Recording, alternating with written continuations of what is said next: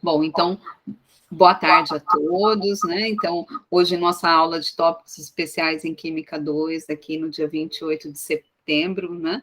Nós vamos, então, dar continuidades, né? A participação de convidados aí para discussão de questões que são geralmente negligenciadas aí na formação, principalmente na formação de professores, né? Questões como a luta antirracistas, preconceito de classe, entre tantas outras, né? E hoje nós temos o prazer de ter aqui conosco a professora Bárbara Carine Soares Pinheiro, né?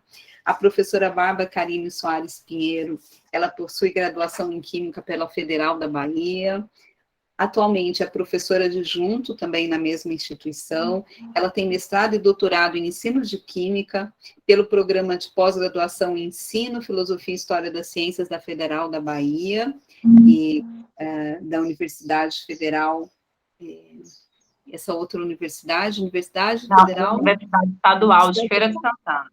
Feira de Santana. Ela realiza atualmente pós-doutorado numa cátedra aqui da USP, né? Na cátedra aí. Vocês aí agora.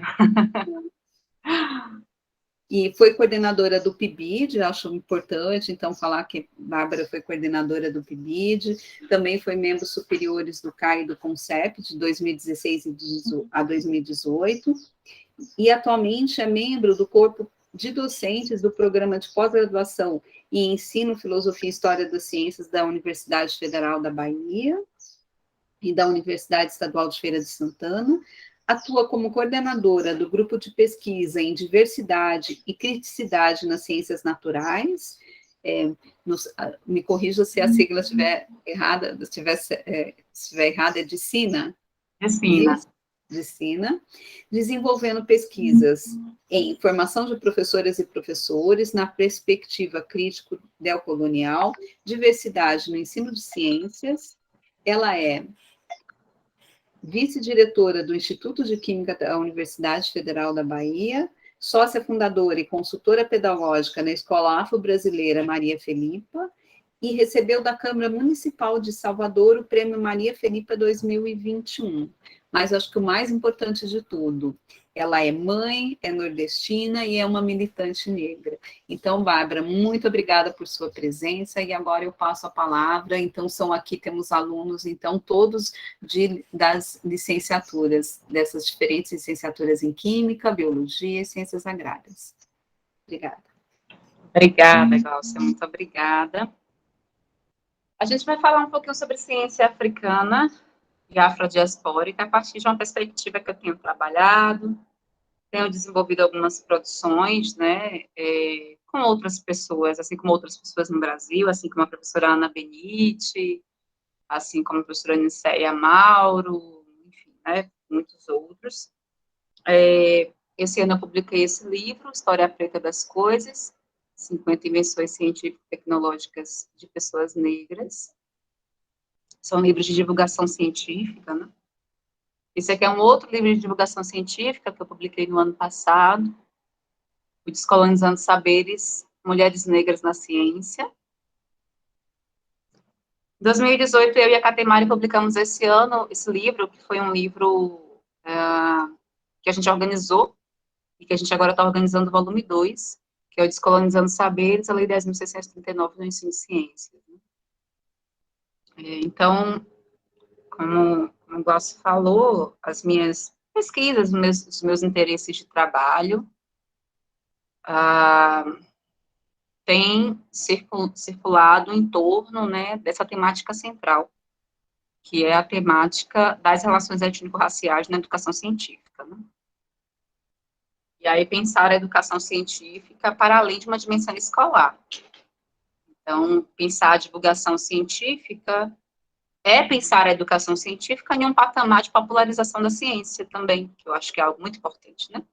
No outro prédio que eu morava, o rapaz dos serviços gerais, né, João Leonardo, me parou um dia e falou: Bárbara, eu queria comprar o seu livro de Mulheres na Ciência, né? Aquilo para mim foi impactante, não porque uma pessoa de serviços gerais não pudesse ler um livro de divulgação científica, mas porque eu nem sabia que as pessoas sabiam que eu era escritora, né?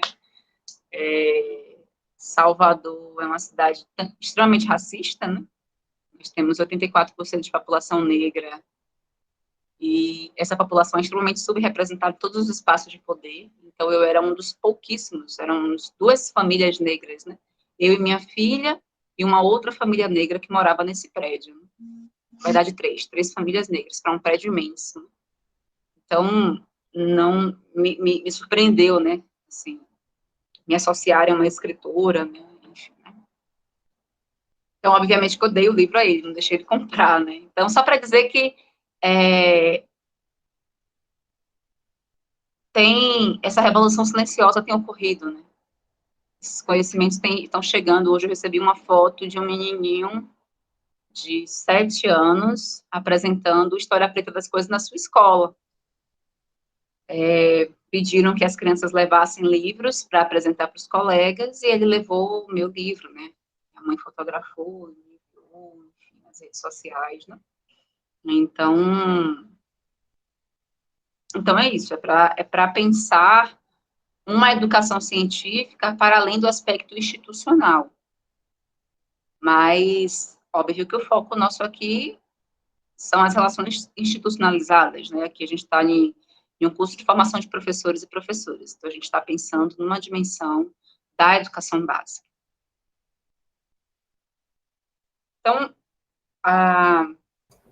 eu trago algumas problematizações aqui do porquê que as pessoas negras não estão na história das ciências, né? Por que a gente vai lá para a história da química, evolução da química, enfim, as componentes curriculares diversas que a gente tem aí nos cursos de graduação em química do Brasil, e a gente não vê pessoas negras na história da ciência, né? Da biologia, da física, da matemática. Por que a gente não vê? O que vem a ser essa ciência? Né? Porque é uma reflexão importante. O que a gente reconhece enquanto ciência? A gente reconhece enquanto ciência uma ciência ocidental moderna, né? Pensando aí a modernidade dentro do escopo eurocêntrico, né? Bárbara, não estou entendendo nada que você está falando. Como assim modernidade eurocêntrica? Essas temporalidades também elas são construtos humanos, obviamente, e que são criados dentro de outras centralidades, né? Então, quem disse que isso aqui é período antigo, isso aqui é a Idade Média, isso aqui é a Idade Moderna, isso aqui é a Idade Contemporânea, com base em quê, por exemplo? Essas transições temporais todas, que constroem essa linha do tempo humana, ela é pautada em um marcador de uma narrativa europeia, né? Então, se relaciona com a alteração dos modos de produção europeu. Então, na antiguidade clássica europeia, vai ter aí um modo de produção escravista. Na Idade Média, o modo de produção feudal. Que, inclusive, dentro da própria Europa, não foi unânime, né? Uma parcela extremamente diminuta da humanidade viveu o feudalismo, e a gente estuda feudalismo como uma história que foi universalizada, né? Uma história universal. Vocês passam lá meses da vida de vocês na escola estudando relações de sucerania, de vassalagem, obrigações, mão morta, etc, etc, caralho a quatro. E a modernidade, a gente estuda a partir da ascensão da burguesia enquanto classe revolucionária, criando um sistema capitalista, né? E a contemporaneidade, que vem a ser uma ressignificação do capitalismo a partir de uma reestruturação produtiva do capital, mediante micro-revoluções industriais, taylorismo, fordismo, toyotismo, etc., né? Chegando nesse lugar de um patamar de um capital financeiro que nós acessamos hoje. Só que essa é a história única que a Europa disseminou. Tanto que a gente... Deixa eu abrir aqui a janela. Muito calor aqui. Tanto que a gente tem até dificuldade em associar uma história do Brasil a essa história geral. Por isso que na escola vocês tiveram história geral, história do Brasil. Ninguém teve química do Brasil, química geral, geografia do Brasil, geografia geral, biologia do Brasil, biologia... Ninguém teve. Mas história é porque não cruza. Enquanto lá o pessoal está estudando capitalismo, aqui a gente volta para a história da humanidade com o maior crime humanitário que já existiu, que é a escravidão. e uma escravidão completamente diferente de todas as outras experiências de escravidão vividas no mundo, porque é uma escravidão de cunho ontológico. O que é ontologia, Bárbara? Ontologia é uma área da filosofia que se relaciona com a lógica do ser, como que o ser se torna este ser, né? Como que as pessoas negras se tornam negras, ou para que servem as pessoas negras, enfim. A gente pode pensar uma ontologia da ciência, ontologia da química, por exemplo, né? Que é aquilo que caracteriza o cerne central da química enquanto química, né? A escravidão que a gente está falando aqui, ela é uma escravidão ontológica, diferente de outras experiências de escravidão, que era escravidão por dívida, era escravidão porque um império venceu o outro numa guerra, e aí transformou todo mundo em escravo, e aí se esse outro império se levanta e derruba o outro, já deixa de ser escravo, já não é uma escravidão hereditária que passa do sangue, né, assim, para o filho, não é uma lógica como foi aqui, porque a ideia que ocorreu aqui nas Américas, né, foi uma ideia de desumanização, não é desumanização no patamar de figura de linguagem metafórico. Não, desumanização real. Não são humanos. Não são pessoas humanas, né? São animais. Esses animais nos pertencem, como as pessoas fazem hoje, né? Com os animais, com gado, enfim.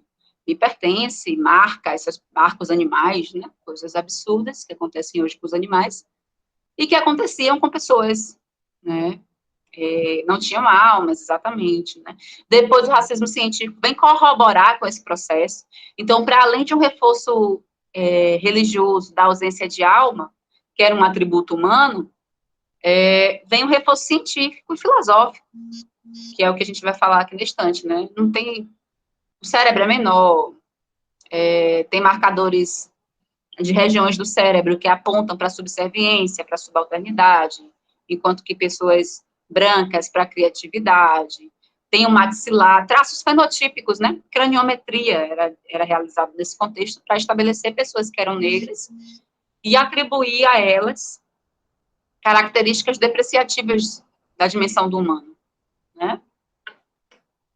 Então, a ciência, eu falei tudo isso para falar do moderno, da modernidade, né? Eu nunca vou estar falando em algum lugar de uma modernidade universal, por isso que eu falo da modernidade europeia, que é uma temporalidade, dentro da decolonialidade, a gente vai ter estudos sobre isso, né? O Grossfogel, o Dussel, ele vai falar de um mito da modernidade, dos mitos da modernidade, né? São vários mitos que a modernidade criou para o mundo ocidental, e um desses mitos é a história única, ou seja, há uma única história. Os cachorros aqui, viu? Mas, então, eu estava falando da modernidade para dizer que é dessa ciência moderna que a gente está pensando, que a academia está falando, né? Que é uma ciência que surge como uma teoria geral, por isso que a física sai à frente com a teoria mecanicista, né? Uma ciência que surge com a matematização, com a empiria, e a física também sai à frente com isso todo, né? Tinha práticas, inclusive, em praça pública, né? Na Torre de Pisa, não sei aonde, não sei aonde. Então, esses método, né? Método científico. Então, tinha algumas características fundamentais para se pensar a ciência, e aí se colocou a ciência nesse lugar positivista, né? De uma ciência que é exata, de uma ciência que é matemática, que é laboratorial, que aí retira desse lugar científico história, geografia, ciências outras que não são as nossas, né? São ciências exatas biomédicas, enfim. Então, essa é a ciência que a academia pauta, né? Que é desse lugar de ciência que a gente está falando. Mas eu penso como ciência, e aí eu preciso parar, inclusive, para escrever sobre isso, porque eu não sei se na História Preta das Coisas eu coloco isso, tenho que ver.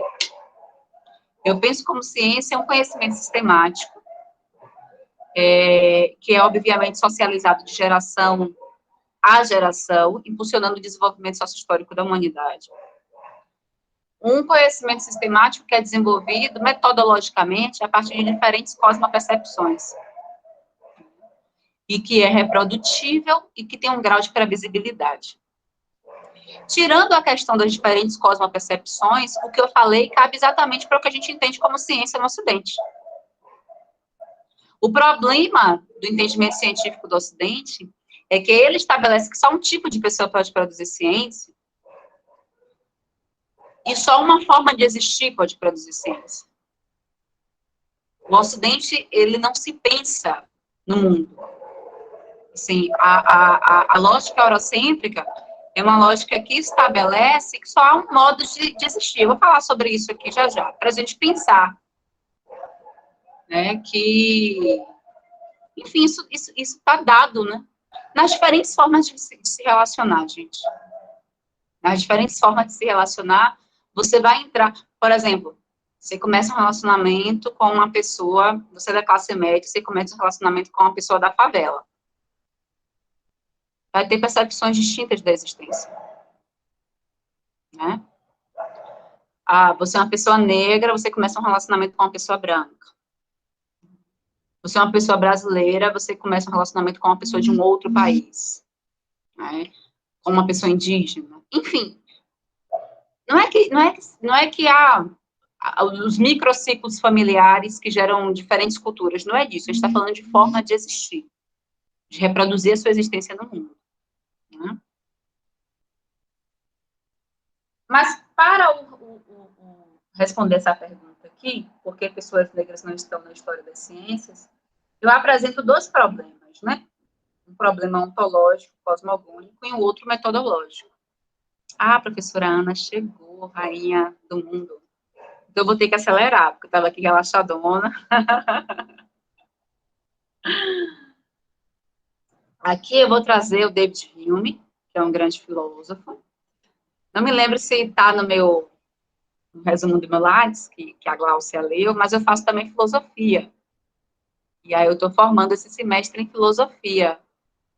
E aí aqui tem alguns trechos do meu TCC, né? Eu sou essa pessoa realmente sincrética na vida, né? Não vou ler o texto todo, vou só ler um pedacinho. Eu estou em condições de suspeitar serem os negros naturalmente inferiores aos brancos. Praticamente não houve nações civilizadas de tal compleição, nem mesmo qualquer indivíduo de destaque, seja em ações, seja em investigação teórica. Então, ele diz que pessoas negras são naturalmente inferiores às pessoas brancas. David Hume, um grande filósofo, né, ocidental. Um outro grande filósofo é o Immanuel Kant. Ele vai corroborar com Hume, né? Os negros da África não possuem, por natureza, nenhum sentimento que se eleve acima do ridículo. Vou logo aqui para o finalzinho. Tão essencial é a diferença entre essas duas raças humanas que parece ser tão grande em relação às capacidades mentais quanto à diferença das cores. Immanuel Kant. Eu poderia citar outros, né? No meu TCC tem Voltaire, no meu TCC tem Hume, tem Hegel, tem outros filósofos, né? E tem cientistas, não tem muito não, porque é um TCC de filosofia. Mas aqui, por exemplo, tem texto meu sobre racismo científico que eu coloco outros cientistas.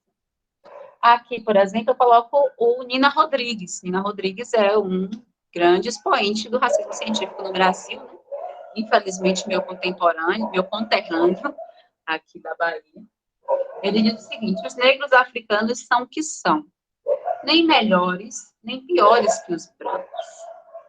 São simplesmente eles pertencem a uma outra fase de desenvolvimento intelectual e moral. O que é que ele está dizendo? Que não são incomensuráveis. Sabe aquilo que o Kuhn fala? Não dá para comparar. Não é nem melhor nem pior, é simplesmente outra coisa. Não dá para a gente estar comparando, né? Então, essas teorias fundamentaram concepções sociais acerca de um processo de racialização humana, né? Então, não adianta, por exemplo, o projeto Genoma, ou seja lá que campo da genética estabelecer na contemporaneidade, né, há 2 décadas, que 0,02% dos genes humanos correspondem aos traços fenotípicos humanos, portanto, não existe raça, o que existe é uma única raça, que é a raça humana, se no escopo social esse lastro de racialização foi criado, inclusive, com fortes bases científicas, né? E aí eu sou completamente contrária a chamar racismo científico de pseudociência, não. Era uma ciência muito importante, uma ciência da sua época, que fundamentou outros ramos da ciência, de outras ciências, a exemplo de uma criminologia racial, né? Enfim, diversos outros. A gente tem hoje setores da tecnologia de reconhecimento facial que está fortemente fundamentado nas teorias do Lombroso, nas teorias de Nina Rodrigues, de que pessoas negras são propensas ao crime, à marginalidade, à vadiagem, a tudo que ele tinha uma teoria, né, Nina Rodrigues, da degenerescência, né? Ele era contrário à eugenia, porque pessoas negras não podiam se misturar com pessoas brancas, porque os genes sucessivos, né, assim, da posteridade, seriam degenerados, né? Seriam, enfim, piorados. Aqui a gente tem, né, a marcha linear dos primitivos hominídeos até chegar no Homo sapiens sapiens. A gente percebe um aumento, né, do diâmetro craniano. A gente percebe um clareamento da pele, aqui eles estão até moreninhos nessa minha foto. Mas a representação dos livros didáticos, principalmente de ciências, é uma representação. Aqui vocês nunca viram um corpo preto. Aqui vocês nunca viram uma mulher, né? Aqui vocês nunca viram uma pessoa idosa. Aqui vocês nunca viram uma criança, nunca viram uma pessoa sem uma perna. Aqui vocês nunca viram um homem que não tem pênis. Aqui vocês nunca viram um homem afeminado. Há uma representação do humano, que é desse sujeito universal, que é androcêntrico, brancocêntrico, heteronormativo, ciscentrado e capacitista. Quando eu coloco a questão de etariedade, também é importante, porque essa representação do humano dialoga com a base produtiva. Vocês já viram isso no IBGE? IBGE? Sei lá, negócio de aposentadoria é o quê? É INSS, né? Que tem ativos e inativos, é isso, ativos e inativos, né? São sujeitos ativos. O que é o ativo? O ativo não é a criança, né? Obrigada, negócio. O ativo não é o idoso, o ativo é aquele que está fortalecendo a base produtiva, a produção de mais valor, de capital, de mercadoria. Então, esse é o máximo, a máxima representação do humano, é o sujeito universal. E é por isso que, como eu falei, na minha cidade tem 84% de população negra, 6% de homens brancos cis, e são eles que dominam tudo. Né? Por quê? Porque eles representam o humano. Aí, no livro, na página seguinte do livro, que vai aparecer o corpo mama, aí aparece a mulher branca, mas aparece a mulher na página seguinte, por quê? Porque o corpo ele é genitalizado. A construção do gênero se dá a partir de uma lógica da genitália, né, dentro desse padrão cis-centrado. E aqui eu coloco algumas referências que são importantes para o campo, né? A professora Ana Benite, que está aqui com a gente, o professor Henrique Cunha Júnior, Carlos Machado, aqui a Isa Larcano Nascimento, o Pinheiro, Juliano Pinheiro, tem uma tese de 2016, né, sobre a temática das ações raciais, a Catemari Rosa, no campo da física, né, o Guimes Rodrigues, a Anistea Amauro, Douglas Verranja, Antônio Baruti, o Alan Brito, algumas das pessoas, né, que são referências no Brasil para a gente pensar a decolonialidade e educação científica. Há uma problematização, né, de nossas bases epistêmicas. Deixa eu ver, tá querendo agora entrar, é mole, ele fica arranhando a porta. As questões que eu ia colocar, que é ontológica e cosmogônica, na dimensão ontológica, eu mostrei para vocês, né? Ontologicamente, o que é o ser humano? O ser humano é aquela imagem, aquela estética, né? E o que é o humano? O humano é um animal racional. Quem está fora? Por isso que diz, a mulher é emoção. Não bota a mulher nesse serviço, não, porque precisa de alguém com pulso. Né?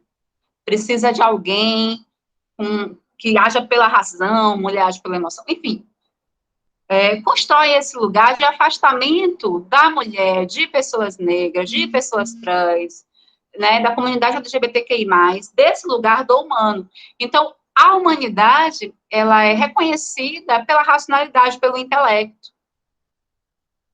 Então, o meu exercício no meu trabalho hoje é resgatar essa humanidade a partir da socialização de intelecto negro, a partir da socialização de produções científicas e tecnológicas negras. Então, mostrando, não é mais no sentido de tentar sensibilizar as pessoas para a criticidade, para aquilo que a gente foi expropriado ao longo dos tempos, para tentar sensibilizar para a necessidade de termos direitos iguais. É um movimento outro, né, de tentar construir uma nova concepção de humanidade a partir dos nossos próprios inventos. Né? A outra dimensão de cosmogônica que eu coloquei, que gera problema metodológico, é essa relação do modo de existir no mundo. O que vem a ser o modo de existir? Por exemplo, para a gente o rio é inanimado. Para a comunidade aqui, Pataxó, Ranranran, do sul da Bahia, o rio não é um inanimado. O rio fala. O rio faz parte da comunidade. O rio se comunica. O que é isso? É idiotice? Que é assim que a gente pensa enquanto Ocidente, né? O Ocidente pensa desse modo, reduz, rebaixa. Não, é um outro modo de existir, né?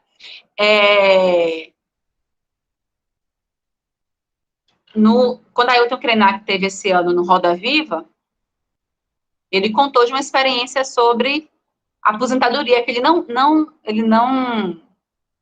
paga aposentadoria, porque ele vive em uma lógica outra.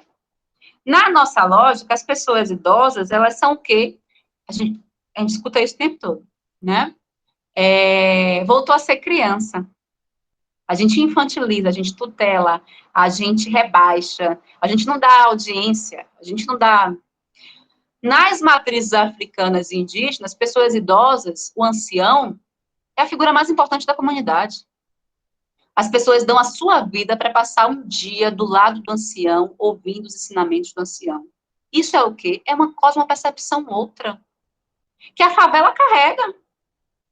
A favela carrega. Eu lembro da minha infância, eu me relacionando com as minhas mais velhas, da minha rua, com Dona Marlene, com Dona Anicinha, com todas as mais velhas, Dona Zelita, todas elas, nesse lugar de escuta, de aprendizagem, né?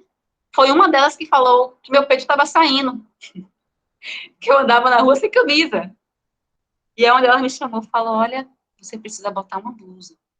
Eu tinha 10 anos, 11, alguma coisa assim, né? E aí eu fui para casa, vesti minha blusa, Dona Marrane mandou, eu fui, né? Então, assim, tinha essa relação, né? A relação de nossas mães saírem para trabalhar. Minha mãe era empregada doméstica. E quem cuidava de nós? A comunidade. Essa lógica comunitária, né? De entrar na casa um do outro, de pedir um açúcar, de pedir um sal, de deixar a porta aberta, sabe? É uma lógica ancestral comunitária, que nos espaços brancos que eu vivi, eu não vi essa reprodução. Esse prédio que eu estou hoje, para mim, inclusive, o meu andar aqui, eu conheço, são 4 moradores, tem um que eu nunca vi a cara, mas as 2 outras vizinhas eu conheço, eu achei isso tão bacana, porque os outros eu não conhecia ninguém, se alguém morresse, eu só ia descobrir quando o odor batesse na minha porta, né? Porque não tem relação. Isso é cosmopercepção, é outro entendimento de vida, né? E aí o Krenak, ele falou para o taxista, que ele disse que não tinha aposentadoria. O taxista ficou horrorizado. Como é que um senhor de 75 anos, não tem aposentadoria? Isso é um absurdo. Como é que você vai viver? Ele, mas é porque a minha comunidade cuida de mim. E a pessoa ficou desesperada. O taxista não conseguia entender como é que uma pessoa não pensa na sua velhice, mas ela não pensa na velhice dela porque não é uma questão para o povo dela. Você não vai encontrar asilos em comunidades africanas. Ninguém é louco de abandonar um sábio. Isso é uma lógica ocidental, né? É uma lógica. Então, isso é cosmopercepção. Quando eu fiz a minha definição de ciência, é isso que eu estava querendo incorporar. A forma de existir. Porque tem formas de existir, por exemplo, de indissociabilidade entre o eu e o nós. Não existe individualismo. Ou é para todo mundo, não é. Ubuntu, né? Eu sou porque nós somos. Ou todo mundo vence, ou ninguém vence. Porque não adianta para nós uma pessoa vencer uma corrida, que é a alegoria, né, do antropólogo que botou os doces embaixo do baobá e pediu para as crianças africanas correrem para ver quem ganhava. E aí todas elas deram as mãos, correram juntas, sentaram em torno da cesta de doce, todo mundo comeu. E aí o menino olhou para ele, para o antropólogo, e falou: Ubuntu, tio, de que adiantava um pegar a cesta e os outros todos ficarem tristes, né? Então, é esse entendimento de dissociabilidade, né? Que faz com que, por exemplo, algumas categorias científicas ocidentais não se reproduzam, né? Tipo, separação entre sujeito e objeto, neutralidade axiológica, que é uma perspectiva positivista, né? Então, olhe para o objeto com afastamento. Não se deixe envolver emocionalmente com o objeto de pesquisa. Entre no laboratório isento de suas questões emocionais. Óbvio que a gente sabe que uma pessoa... Eu nunca vou esquecer desse termo, que era compleição inadequada. O que era compleição inadequada? Era uma pessoa que estava numa prática laboratorial, um exercício de atividade empírica, desestabilizada emocionalmente. E aí eu me lembro que quando o primeiro semestre do meu curso de Química, minha tia, que eu era apaixonada, minha tia que era mais próxima, faleceu de doença de Chagas, né? Minha mãe saiu muito cedo do Quilombo, minha mãe, minha ancestralidade é do Quilombo aqui, e todo mundo que veio um pouquinho depois pegou doença de Chagas, a família de minha mãe. Teve um surto de barbeiro, né? Lá no Quilombo. Minha mãe veio com 9 anos, mas minha tia veio com 15, a outra veio com 18, então elas já faleceram por doença de Chagas. E aí eu estava muito, muito triste. Eu fui para a aula chorando muito, porque minha tia tinha morrido. Mas eu fiquei chorando no corredor, fora do laboratório, para o professor não ver, porque eu não podia, primeiro, perder o ponto da aula de prática, porque o professor não ia entender. E eu não podia entrar chorando, porque ele também não ia deixar eu fazer a prática. Então, é esse entendimento de que o coração que sente não dialoga com a cabeça que pensa, né? Como se a gente não sentisse, pensasse, amasse, tudo o tempo todo. O Ocidente dicotomiza tudo. Aí a gente, ora eu sou a mãe, ora, né, assim como a Ana, né? Ora é mãe, ora é pesquisadora, ora é palestrante, ora é uma mulher do axé. Não, a gente simplesmente é. Né? É por isso que a gente tem tanta dificuldade que a academia compreenda as nuances do ser mulher na academia, e principalmente do ser mulher negra, né? Porque falar que todo mundo é pesquisador. Então, os padrões para a Bolsa Produtividade são os mesmos, as regras. Né? Não existe, engravidou, problema seu. Sua produtividade baixou, não tem cota. Problema seu. Aí é uma questão sua, de sua outra dimensão. Se resolva lá com sua maternidade. Né? Enfim, essas diferentes coisas. Né? Eu vou encerrar aqui minha fala, vou só mostrar, apresentar os slides rapidamente, para poder dar tempo da professora Ana falar, porque eu realmente vou precisar sair às 5h40, porque eu tenho um outro compromisso às 18h. O outro mito que eu coloquei aqui da modernidade é a questão da primazia da Grécia, né? Que a Grécia fundou a química com Leucipo, Demócrito e Epicuro, que a Grécia fundou a biologia com Aristóteles, fundou a medicina com Hipócrates, a história com Heródoto, a matemática com Euclides, com Tales, com Pitágoras, a filosofia com Tales, né, a sociologia com Platão, com Sócrates, o direito com a República de Platão. Enfim, não faz o menor sentido a gente saber que o Antigo Egito, Kemet, existia 2.000 anos antes da Grécia, e a gente atribuir tudo isso à Grécia como uma... é para corroborar com uma noção ocidental de que quem pensa é o homem branco europeu, né?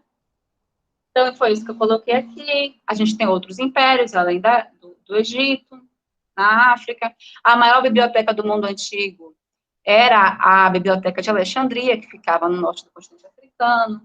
Tem uma série de produções científicas aí, agricultura, pecuária, a cerâmica com a olaria, astronomia, tecelagem, pintura, bebidas alcoólicas, escritas, ligas metálicas, altos fornos, processo de mumificação, medicina especializada, avanço das navegações, né? Eu coloco, inclusive, Luzia, que chegou aqui no Brasil 11.300 anos atrás, né? Que é um fóssil com traços negroides, que é uma mulher negra, que teve na diáspora antes do escravismo, né? Para a gente sair desse lugar historiográfico escolar, de que a história de pessoas negras começa na escravidão. A humanidade surge em África há 350.000 anos, né? Papiros africanos, aqui é um papiro da matemática. Se vocês olharem aqui, ó, aqui é o Teorema de Pitágoras. Eu já gosto dessa imagem. A imagem do livro é cortada que eu tenho. Aqui é o Teorema de Pitágoras e aqui embaixo é o Teorema de Tales. Vocês estão reconhecendo? Esse papiro aqui, que é o papiro de Hermés, como os africanos reconhecem, é um papiro de 1650 a.C. Pitágoras e Tales é do século V, IV a.C. Então, o papiro existia muito antes deles. Por isso que o teorema não é de Pitágoras, né? E sim teorema do triângulo retângulo. Isso é matemática africana. E óbvio, ninguém construía pirâmide sem conhecimento de Pitágoras e de Tales. Por isso que as pessoas dizem o que? Discovery Channel, que foi o ET que trouxe, porque não vai explicar cientificamente, então diz que foi o extraterrestre que trouxe a porra da pirâmide. Só que, no entanto, eram os próprios africanos que produziam as pirâmides, né? Faziam cálculos de prevenção das enchentes do Nilo, né? Cálculo do perímetro urbano da cidade que podia se produzir, construir arquitetonicamente, né? Matemática, o artefato matemático mais antigo encontrado no mundo, que é uma espécie de calculadora ancestral, o osso de Lebombo, tem também o osso de Xango. A medicina africana era altamente desenvolvida, né? Aqui os povos Banyoro, por exemplo, que desenvolveram a técnica na vertical do parto cesáreo. Eu, quando era criança, eu ainda via mulheres com a cicatriz na vertical. Muito possivelmente, as parteiras, né, que aprenderam com as ancestrais escravizadas as técnicas de parto africanas. Né? E esse médico cesáreo transformou o corte para horizontal e recebeu o nome do parto em homenagem a ele. Eu não vou falar das perspectivas, não, e vou apresentar apenas alguns textos de produção minha e de colaboradores, né, de orientandos, de colegas. Aqui um texto do ENEC, aqui um artigo da revista da BPN, é um artigo... Bom, rapidinho. A ideia do afro-brasileiro, eu desenvolvi isso nesse último livro, História Preta das Coisas, né? Categorias para abordar as relações étnico-raciais. A ideia do afro-brasileiro é essa ideia mais no lugar das manifestações populares, né? Então, a gente pensar capoeira, pensar acarajé, pensar samba, pensar mediações didáticas a partir desse encontro africano no Brasil, nessa dimensão afro-brasileira da cultura popular. O antirracismo são abordagens no sentido de reversão do racismo, ou seja, de denúncia de situações racistas que nós vivemos. A dimensão afrocêntrica é aquela dimensão que não está preocupada porque o racismo é uma construção ocidental, né? Então, enquanto pessoas oriundas de África, eu vou olhar para a África a partir da cosmopercepção africana, entende? Então, eu não estou preocupada se o Ocidente diz que eu sou feia, se o Ocidente diz que eu sou burra, se o Ocidente diz que eu sou propensa ao crime, se o Ocidente diz que eu sou o que o Ocidente quiser criar. Eu olho para a África e apresento simplesmente os conhecimentos africanos a partir da minha concepção, que é uma concepção pela agência africana, né? Então, aí eu tenho alguns artigos nesse sentido, né? Esse artigo, por exemplo, vai falar do Dendê, é um artigo afro-brasileiro. Esse artigo aqui, por exemplo, está falando do genocídio negro, é um artigo de denúncia, né? Do genocídio negro no Brasil, é um artigo antirracista. Esse artigo aqui, por exemplo, Catadores de Lixo e a Questão Racial no Brasil, é um texto também antirracista, porque está denunciando uma permanência de pessoas negras em espaços de trabalho subalternizados, né? Ou seja, antes era escravizado, hoje continua ocupando postos de trabalho desvalorizados. Cabelo veio da África junto com meus santos, a química dos cabelos crespos ou não. É um artigo também antirracista que está pensando nessa dimensão de denúncia de um padrão estético, né? O crime de nascer negro no Brasil também um trabalho antirracista, e está pensando aí a química forense nesse lugar do que é o criminoso, né, da construção do padrão do criminoso no Brasil. Produções científicas do Antigo Egito, um diálogo sobre química, cerveja, negritude e outras coisas mais. Esse artigo aqui é um artigo afrocentrado, não está nem aí se o pessoal diz que eu sou feia, se meu nariz é feio, que minha pele é feia, que eu não sou inteligente. Eu estou aqui simplesmente dizendo que a cerveja surgiu no Egito. E eu estou contando a história da produção da cerveja maltada no Egito, e foda-se o que as pessoas estão dizendo por aí, entende? Então, é um artigo afrocentrado. Esse artigo, que também é um artigo afrocentrado, linda e preta, discutindo questões químicas, físicas, biológicas e sociais da maquiagem em pele negra. A gente está falando sobre o desenvolvimento da cosmetologia ancestral africana no Egito, né? Assim, dos cosméticos. Relações em ciências na Escola Democrática e Relações Étnico-Raciais. É um artigo que eu estou aqui expondo cientistas negros e suas produções. É algo mais ou menos que eu faço nesse livro, só que eu fiz no artigo da RBPEC, em 2019. O período das artes práticas, a química ancestral africana, também. Estou aqui falando do que de químico a África desenvolveu. Estou falando da cerâmica, estou falando dos cosméticos, de medicamentos, da metalurgia, dos fornos, estou falando de bebidas alcoólicas, estou falando de mumificação, estou falando de papiro, estou falando de produções químicas ancestrais africanas. Também um trabalho afrocentrado. É um trabalho que está... Os trabalhos afrocentrados, eles estão focados em potência, sabe? E eu adoro ir para a escola básica com potência africana. Mostrar para as crianças, para os jovens, o que de potente os nossos ancestrais produziram. Pós-verdade para quem? Fatos produzidos por uma ciência racista. Aqui é um trabalho antirracista, que a gente tem discutido alguns posicionamentos da ciência frente à decolonialidade. Os livros são livros afrocentrados, né? Descolonizando Saberes, o Descolonizando Mulheres Negras na Ciência, e atualmente o História Preta das Coisas. Aí aqui eu deixo também a minha página no Instagram, que é o Descolonizando Underline Saberes, que é uma página que eu divulgo semanalmente intelectuais negros e negras da ciência, tem a professora Ana Benito lá, acho que tem toda a galera que eu citei aqui em algum momento. E é isso, né? Enquanto o leão não contar sua história, a glória irá sempre para o caçador. Então é importante que nós, leoas, nos levantemos e apresentemos a nossa história, né? Então é isso. Muito obrigada. Quem quiser me acompanhar pessoalmente no Instagram, também não tem muita coisa demais, não. Lá eu só posto as palestras que eu vou dar, eu dançando, tocando, as maluquices de minha filha. Quem quiser, é o Intelectual Diferentona, que é esse mesmo que está aqui.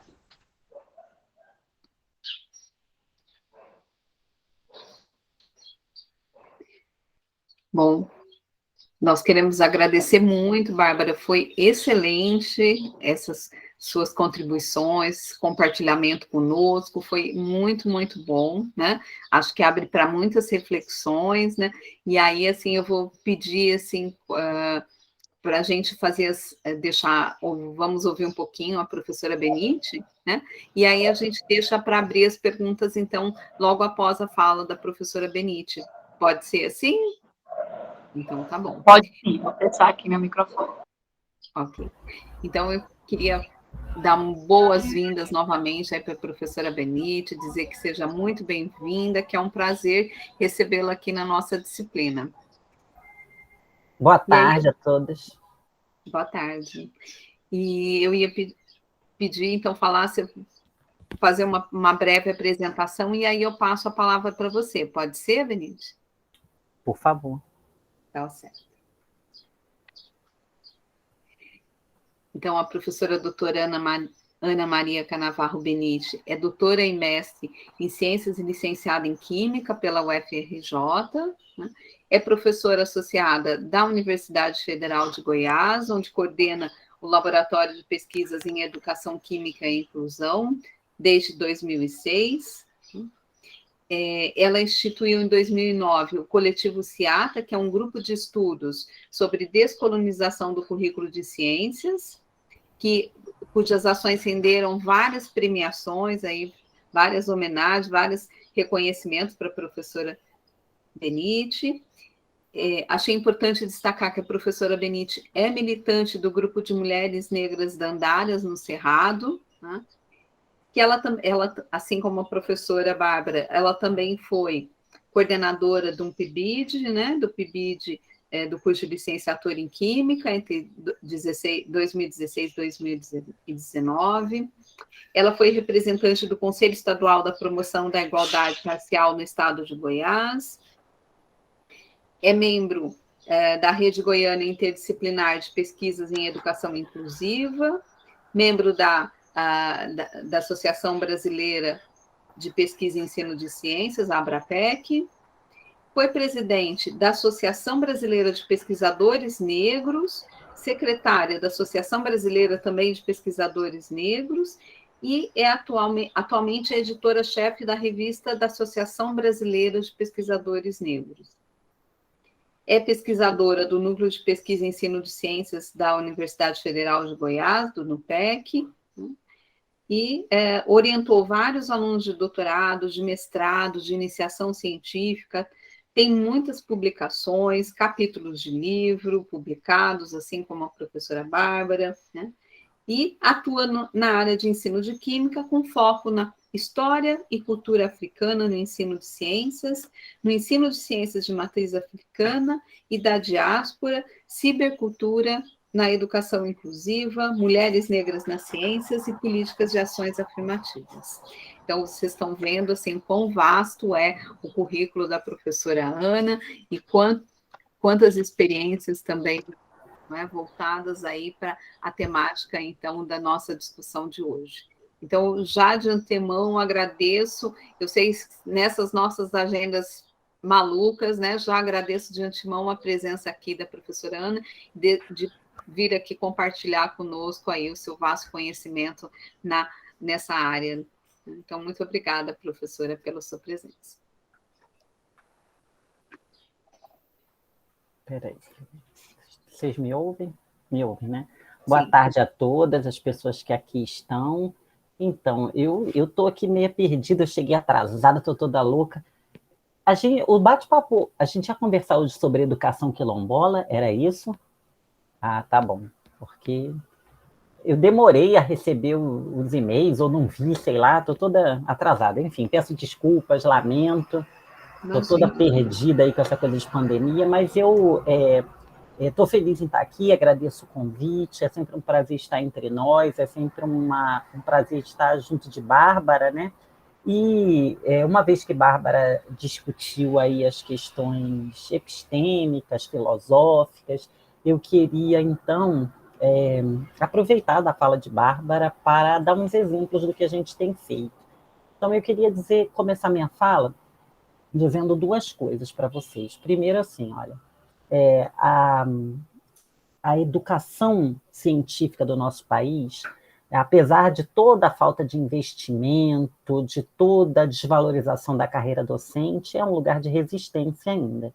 Nós temos uma escola pública de qualidade e nós somos um exemplo vivo disso, né? Nós também representamos essa escola, uma vez que estamos ligados a uma instituição pública de ensino superior, né? Também queria dizer que a ciência do Brasil, a despeito, né, de tudo que tem sido feito contra nós, né, tem se saído até muito bem nos índices da própria meritocracia.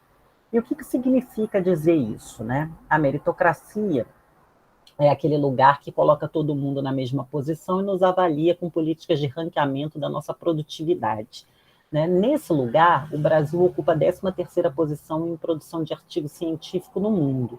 Mas nós temos um problema, que é o nosso índice de desenvolvimento humano. O que isso significa? Nós temos muita capacidade em produzir ciência, mas essa ciência não redunda em qualidade de vida da nossa população. Nós ocupamos a 79ª posição no IDH, que é uma média aí entre anos de estudo, qualidade de vida e renda bruta per capita. Nós somos um país que investe muito pouco do PIB na educação.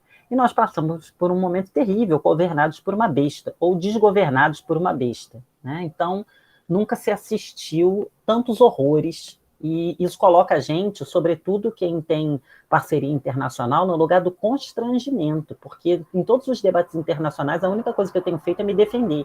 Eu não sou tão idiota quanto esse homem está falando, então, pelo amor de Deus, né? E aí eu comecei a fazer falas assim, que nos deem um pouco de eu não diria protagonismo, mas autoestima, né? Porque são tempos tão difíceis. E aí eu queria dizer para vocês que o Brasil é um dos únicos países no mundo que tem umas 7 ou 8 modalidades de educação. Educação quilombola, educação indígena, educação regular, classe hospitalar, EJA, AJA e educação especial. Então, nós temos aí pelo menos 7 modalidades de ensino. O currículo dessas modalidades é o mesmo, a não ser pela educação indígena. Essa foi pensada, né, para ocorrer respeitando a cultura desse povo dentro das aldeias e também com professores indígenas. E aí as licenciaturas interculturais foram criadas para lidar com essa especificidade. Para além disso, o currículo é o mesmo para todas as outras modalidades de educação. O que, de fato, mostra um equívoco, né? E aí eu queria voltar lá para quando eu disse a vocês o seguinte, olha, se nós somos o 13º país em produção de artigo científico, mas nós somos o 79º em índice de desenvolvimento humano, e a gente tinha melhorado antes do Bolsonaro, e aí a gente recuou agora, né? E aí o que acontece é que a gente está fazendo uma ciência descolada de quem nós somos. E quem nós somos enquanto população brasileira? Nós somos uma maioria autodeclarada negra, que é uma categoria social que engloba pretos e pardos. Mulheres, sobretudo mulheres. Onde estão essas mulheres na produção acadêmica? Né? De fato, é só vocês olharem para as fotinhas aqui que vocês vão conseguir observar, né? Então, assim, onde estão essas mulheres? Onde é que estão as mulheres negras? As mulheres negras, né, ainda somos um quadro pouco representativo dentro das universidades, mas, de fato, quando a gente pega as nossas companheiras, as mulheres brancas, né, as mulheres brancas, não, que são maioria em número dentro da universidade, não são as reitoras das universidades, as diretoras dos institutos, não estão à frente, né, dos cargos de maior disputa dentro das universidades, porque a gente tem um quadro de manutenção da mesma produção da ciência, que é de sujeito universal. Essa ciência não dialoga com a nossa qualidade de vida, porque ela não é feita por nós, ela é feita por sujeitos universais. A existência desse sujeito universal, e aí eu queria que vocês prestassem atenção no seguinte, quando eu exalto aqui uma branquitude como alvo, isso não significa racializar a discussão, mas significa dizer que existe um lugar de privilégio. E esse lugar de privilégio é aquele que autoriza, no meio da crise, do botijão de gás custando rios de dinheiro, o combustível caro, eu não sei na casa de vocês, mas a minha agora está assim, ó, um dia falta luz, outro dia falta água. Eu estou tendo que escolher qual dia eu vou fazer o quê. Né? E eu moro numa capital, eu estou morando em Goiânia. Então, o que está acontecendo? Né? No meio disso tudo, o cara vai para a mídia e diz, sempre pode ficar pior. Vocês assistiram, isso é recente. Se a gente recuperar as falas um pouquinho de 2 semanas atrás, tem coisa pior, né? Isso é privilégio branco, né? No meio da desgraça que nos acomete, o cara pode ir a público e falar, ó, se cuida que vai ficar pior, pode ficar, né? Isso é privilégio branco. E é essa gente que tem produzido essa ciência descolada de nós. Voltando para a educação escolar quilombola. O que nós temos feito, né? Esse é um currículo que, de fato, ele já não conversa com as pessoas da escola, pensando que a escola pública, a maioria é de pessoas, de estudantes negros e negras. Então, é um currículo descolado desse lugar, é um currículo que trata da sucessão de descobertas de sucesso dos mesmos homens brancos que continuam fazendo esse tipo de coisa, produzindo uma ciência que dialoga com eles e para seus pares, e projetando, né, um lugar muito ruim para a maior parte da população brasileira. A educação escolar quilombola é esse mesmo lugar, é essa modalidade de ensino que, apesar de existir legalmente no nosso país, não dialoga com seus pares. E aqui a gente tem um agravante, que é o seguinte, as escolas nos territórios quilombolas, né, se elas não conectam a ciência e tecnologia à vida das pessoas, essas pessoas, de fato, não se fixarão nesses lugares. Né? E os quilombos, os territórios legalizados aqui, em sua grande maioria, são solos arenosos. Né? Então, nós temos um fluxo migratório de juventude dos quilombos, deixando o quilombo envelhecer. Dentro dessa perspectiva, né, e aí é importante falar que existem várias leituras de quilombo. Né? nos registros legais do nosso país, são as comunidades remanescentes, né? Mas existem outras leituras, leituras de organização, leituras de interação com o meio ambiente a partir da biointeração, de uma estrutura de utilização de agricultura e pecuária não predatória, mas de subsistência. E aí vocês vão ver algumas releituras que não são essas originárias, né, originárias do documento legal do nosso país. Sobretudo, no que ampara os territórios quilombolas, nós temos o decreto 5064, ai meu Deus, não vou lembrar, não sei o que lá, 40, não vou lembrar agora qual é o número desse decreto, que dispõe sobre as comunidades e povos tradicionais no Brasil. E nós temos recentemente um decreto que sai obrigando o Ministério Público no Brasil, em todas as suas esferas, a serem responsáveis pela qualidade de vida dos povos e comunidades tradicionais. O Quilombo é uma dessas comunidades tradicionais. Povos e comunidades tradicionais são aqueles organizados pela sua biointeração, né? Como é que a gente interage com a natureza?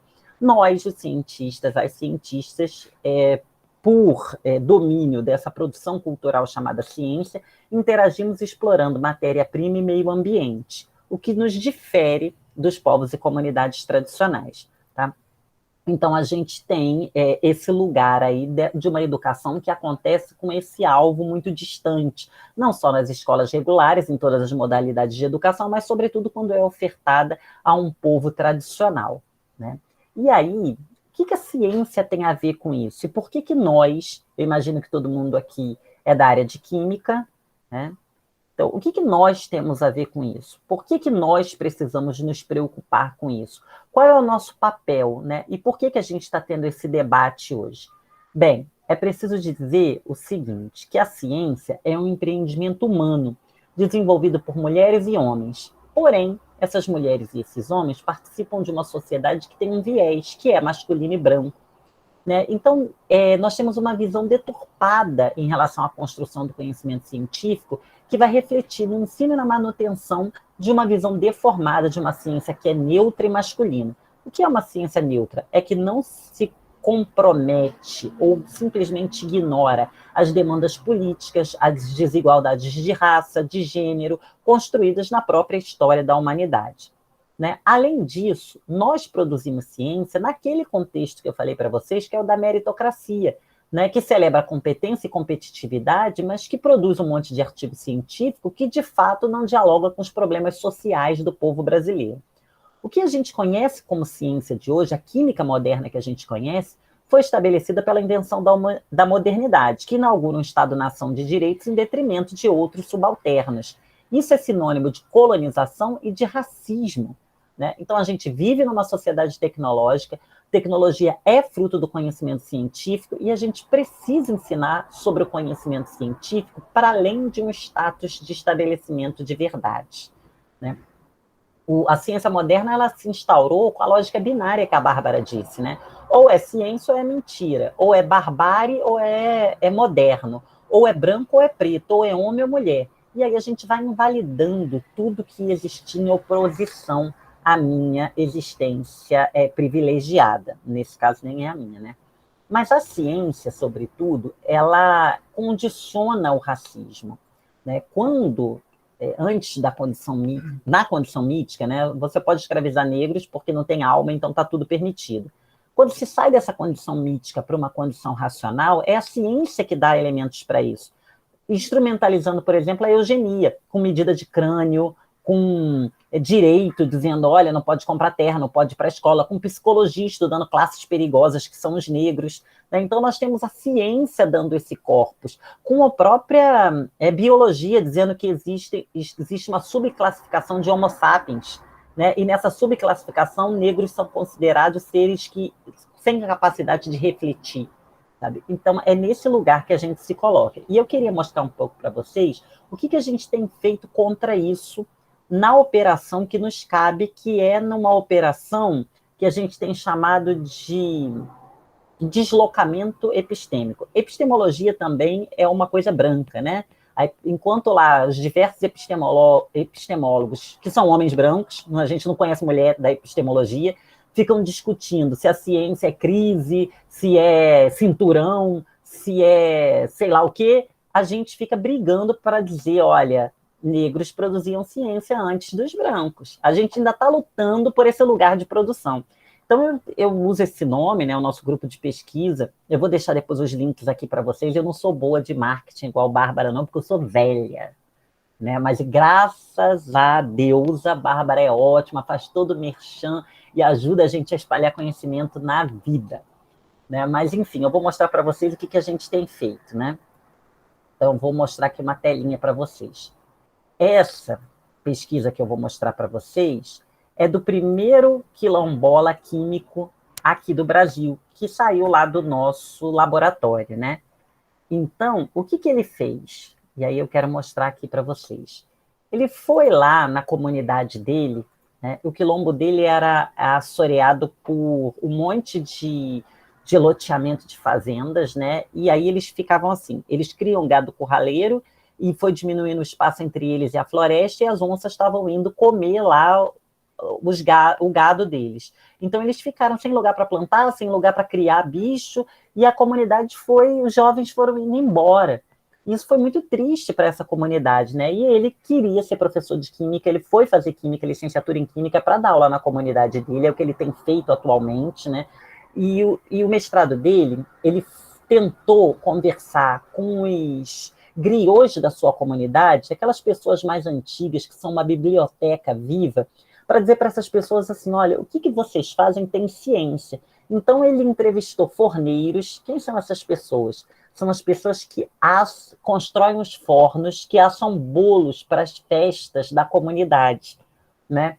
E aí ele foi investigar como é que aquela pessoa sabia como construir aquilo, como é que aquela pessoa tinha conhecimento de ciência de material para poder escolher a composição correta, que tipo de folha ela utilizava dentro do forno para conhecer a temperatura adequada.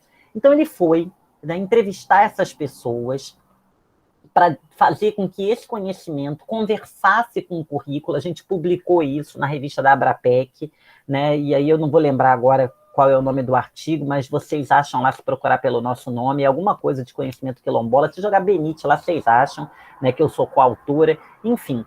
Então, ele foi entrevistar esses forneiros, né, e ele conseguiu descobrir um monte de conhecimento químico que estava ali, presente naquela ciência da transformação da matéria e que poderia dialogar e dar vida àquele currículo da escola regular, que é um currículo que não dialoga com ninguém. Então, por exemplo, olha, o forneiro usa uma folha de manga, né, e ele sabe, a folha de manga tem um cromógeno que muda de cor, inclusive, então ele sabe exatamente quando aquilo acontece, né, ele sabe quando é que se a folha queima mais rápido, mas ela tem também a mudança da cor, então a gente está vendo que tem um cromógeno mudando de acordo com a temperatura. Isso é um conhecimento, né, de controle térmico ali, como é que isso está acontecendo? Ele conseguiu estabelecer diálogo entre esse conhecimento que parece tácito, né, mas que não é assim, revela, no fundo, que esses griots eles conseguem controlar algumas propriedades térmicas dos materiais, são variáveis para operações unitárias, e conseguem, inclusive, controlar algumas propriedades dos diferentes materiais que podem ser utilizados ali na construção do forno e como isso pode colaborar com o seu trabalho. Então, por exemplo, as comunidades usam barro, usam cimento, né?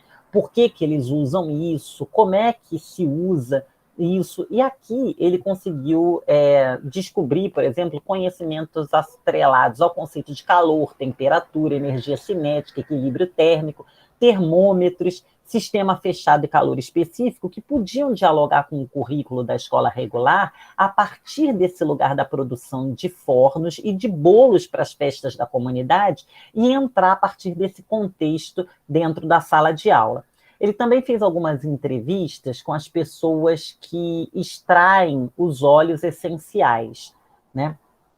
E aí, essa comunidade, a comunidade dele, trabalhava muito com a extração do óleo de coco, e ele foi conversar sobre isso, né? Como é que vocês aprenderam? Essa é uma cultura de transmissão oral, se aprende com o mais velho. Essa é a base das culturas das comunidades tradicionais, aprender com o seu mais velho, né? E esse mais velho conta como é que aprende, como é que aprendeu, como é que faz, lamenta que os jovens estejam indo embora, né? Esses processos descritos para a extração do óleo são processos unitários, semelhantes àqueles utilizados nas indústrias de alimento. Então, esse professor consegue estabelecer esse diálogo entre operações unitárias, entre uma cascata, né, de operações unitárias, para poder dialogar com o currículo e levar isso para a sala de aula.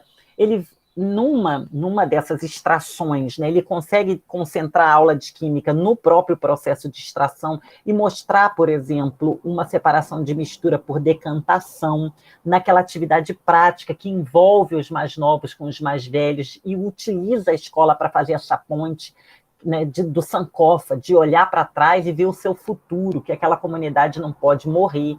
Enfim, existem inúmeras abordagens, né, que podem ser utilizadas dos conceitos químicos que representam a ciência da transformação da matéria e que podem, e é o que a gente tem feito, ser trabalhados dentro das salas de aula a partir de contextos de existência que confira protagonismo a um povo da diáspora, a uma comunidade tradicional, mas, sobretudo, que agregue representatividade a essa ciência que é ensinada. Aqui está uma foto do forno quilombola de Açabolo.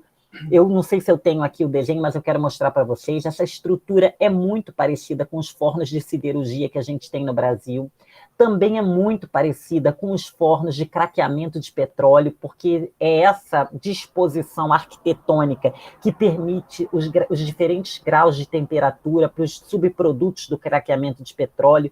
Então, é óbvio que aqui tem um conhecimento de arquitetura, né, por trás disso, e a gente precisa contar para essas pessoas que elas dominam. Isso pode não ser considerado ciência moderna, porque eu disse a vocês, inclusive, que é até ruim, né, que tudo seja moderno, porque a modernidade se inaugura com o racismo, mas que também é precursor dessa ciência, né?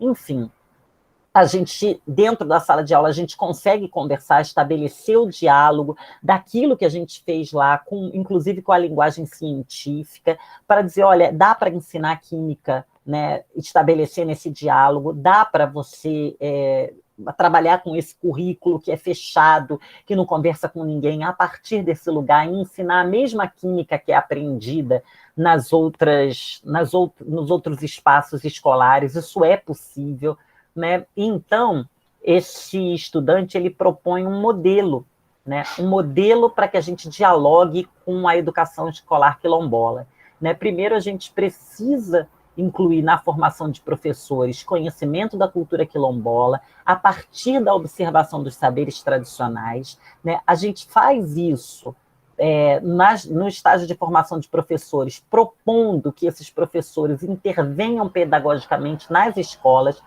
por operação do currículo em ação, e esse currículo necessariamente que englobe a educação científica desse povo como um todo. Então, a conclusão dele é que é possível efetivar uma educação escolar quilombola com base na representatividade desses sujeitos e que não discorra tão somente em lugares aleatórios. Eu queria mostrar para vocês, para a gente terminar, né, uma coisa que a gente tem feito aqui em Goiás, ainda com as comunidades quilombolas. Deixa eu só pegar aqui, porque é tanto troço. Olha aqui, ó, os fornos. Esse forno aqui é um forno da Zâmbia, é um dos primeiros que se tem notícia onde se obteve aço dentro desses fornos, mesmo antes da Europa conseguir fazer isso. Tem a mesma estrutura daquela que eu mostrei para vocês, que é da Chapada dos Veadeiros, aqui do estado de Goiás, onde vivem os calungas, a comunidade calunga, e é o mesmo do forno, do alto forno siderúrgico. Então, de quem é a siderurgia?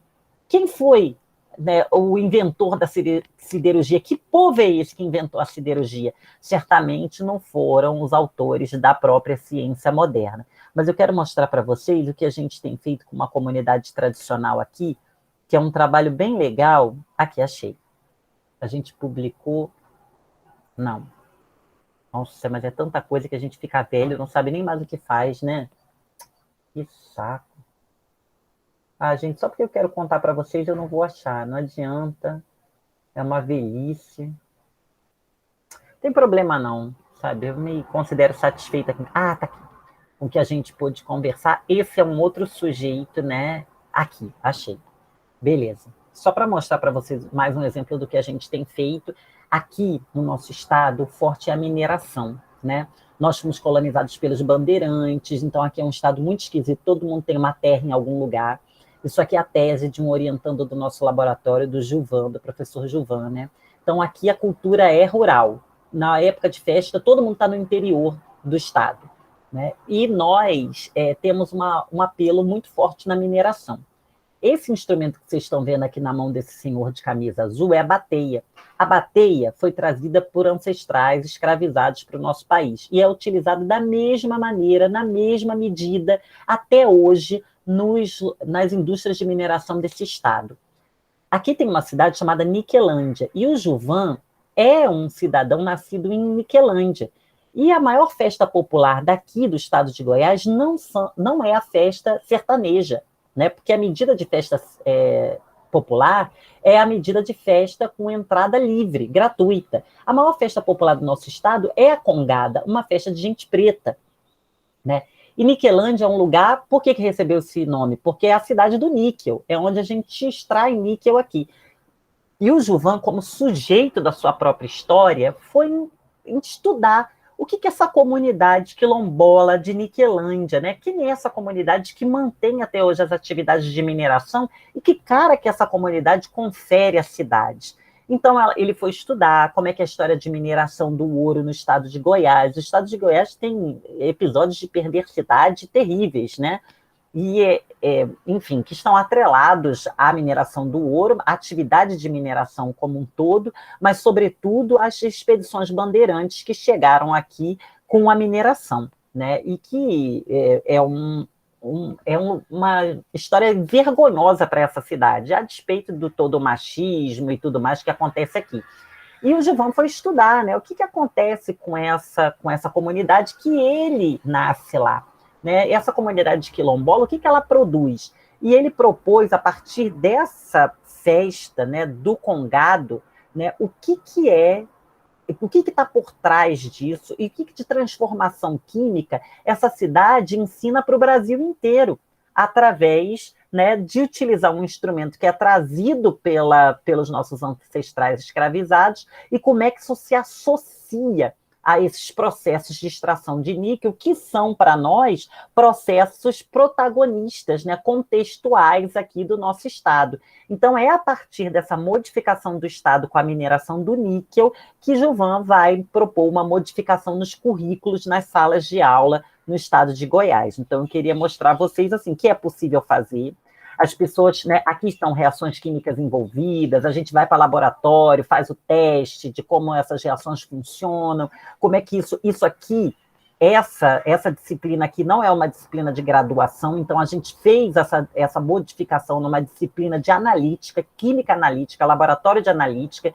Então, ao invés de estar lá modificando o currículo, a gente modificou o currículo das escolas lá do Quilombo, da comunidade Calunga. Essa daqui a gente modificou dentro da Universidade Estadual e dentro da Universidade Federal do Estado de Goiás, né? Então, o que a gente quer mostrar para vocês, basicamente, é que, assim, as pessoas dizem, como que vai fazer isso? A gente não sabe onde procurar, sabe? A gente não sabe... Olha, gente, muita coisa foi produzida, muita coisa, né? A Lei Maior da Educação Brasileira, que é a LDB, né, ela tem um adendo que obriga, mesmo que você não queira fazer porque você não consegue se indignar com um currículo monocromático ofertado nas escolas, faça porque você cumpre a lei.